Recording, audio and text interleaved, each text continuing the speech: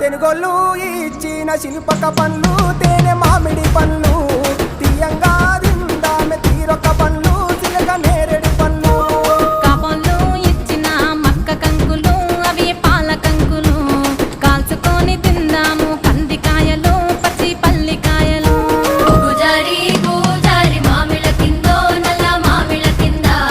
కుసుమరోళ్ళేసిన కుందన బొమ్మ అది కుందన బొమ్మ